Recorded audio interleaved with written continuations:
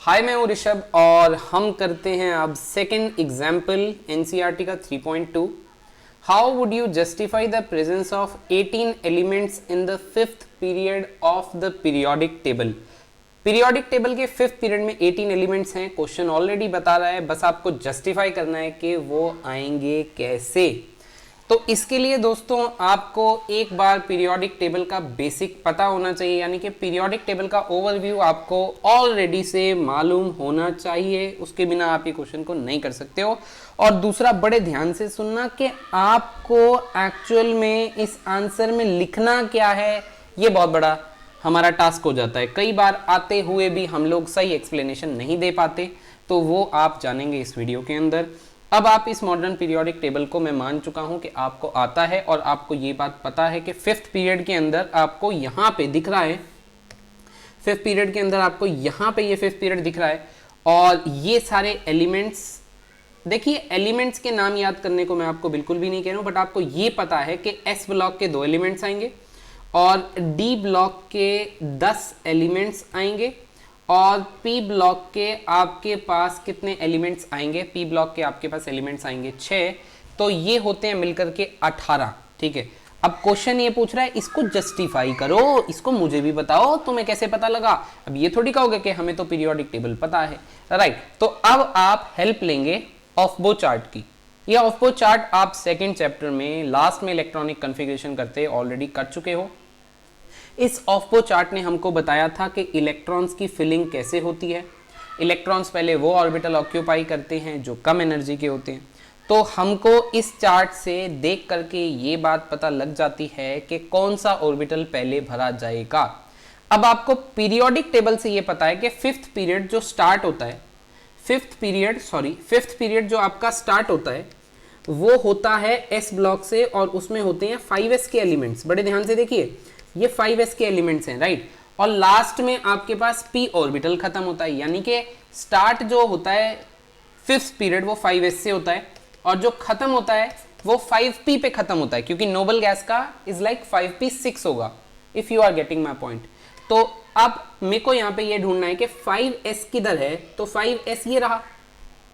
5s के बाद कौन भरते हैं हम लोग, देखिए 5s के बाद किसकी एनर्जी ज्यादा है, ये झूला झूल के नीचे। और अब जाएंगे आप यहां से पीछे और अब भरेंगे आप 4d और उसके बाद आप कौन भरेंगे, उसके बाद आप भरेंगे 5p।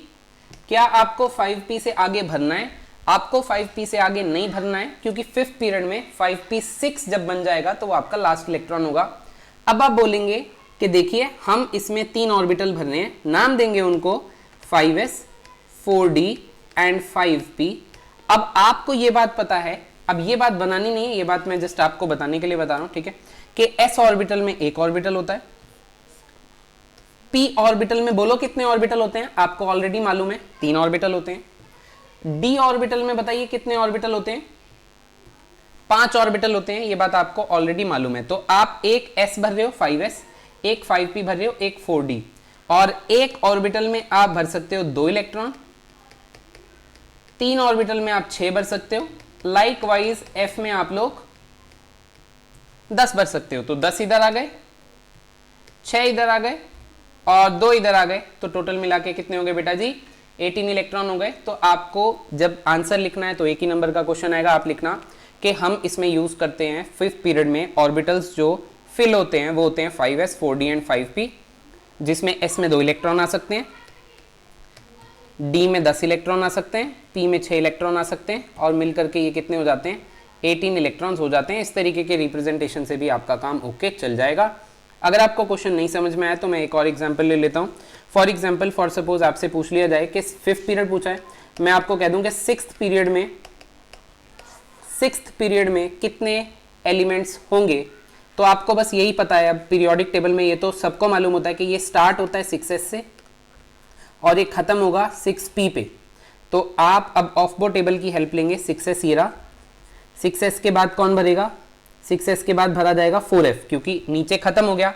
नीचे के बाद आप जाते हो पीछे, यानी कि अब आप इधर से आओगे, तो इधर से आओगे तो पहले कौन आ रहा है 4f, यानी कि 6s के बाद आप भरोगे 4f और 4f के बाद आप भरोगे 5d और 5d के बाद आप भरोगे 6p, तो यानी कि अब आप इसमें s, f, d और p में इलेक्ट्रॉन्स भरोगे तो s में 2 इलेक्ट्रॉन्स आते हैं, f में 14 इलेक्ट्रॉन्स आ सकते हैं, d में 10 इलेक्ट्रॉन्स आ सकते हैं, p में 6 इलेक्ट्रॉन्स आ सकते हैं। इनका सम करोगे तो 32 इलेक्ट्रॉन्स बनेगा। तो जब इस तरीके का क्वेश्चन आएगा आपको लिखना पड़ेगा कि ऑर्बिटल जो यूज होंगे वो 6s, 4f, 5d और 6p होंगे और इनमें आप 32 इलेक्ट्रॉन्स भर सकते हो। ऐसे आपको पूरा एक नंबर मिल जाएगा। आई होप आपको क्वेश्चन समझ में आ गया होगा। बढ़िया क्वेश्चन था। मैं पेपर बनाऊंगा तो ऐसा क्वेश्चन ज़रूर एक नंबर का डालूंगा स्कूल के CBSE लेवल के एग्जाम में। चलिए फिर मिलते हैं नेक्स्ट क्लास में। Okay, bye bye, take care.